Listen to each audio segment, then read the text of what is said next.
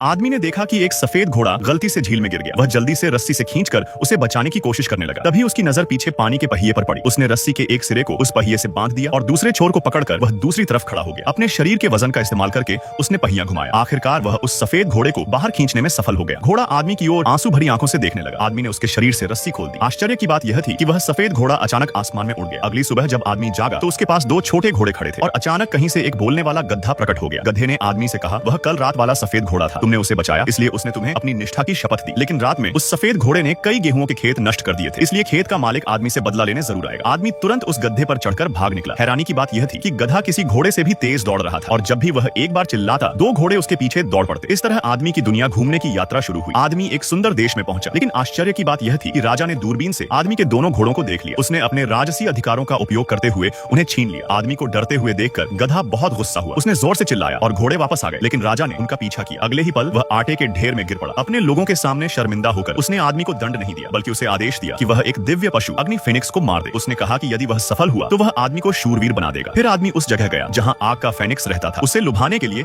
आदमी ने चीड़ के फल जमीन पर रख दिए। अगले ही क्षण रेत के नीचे से लाल रोशनी फटकर बाहर आई और एक जलता हुआ फेनिक्स जमीन से बाहर निकला। उसने अपने सामने रखे चीड़ के फलों को देखा। बिना किसी झिझक के वह खाने लगा और स्वाद में खोते ही अचानक बेहोश होकर गिर पड़ा। असल में आदमी ने पहले ही उन फलों में नींद की दवा मिला दी थी। आदमी खुशी खुशी अपना बैग उठाकर जाने ही वाला था कि अचानक पीछे से एक पंजा आदमी की ओर बढ़ा।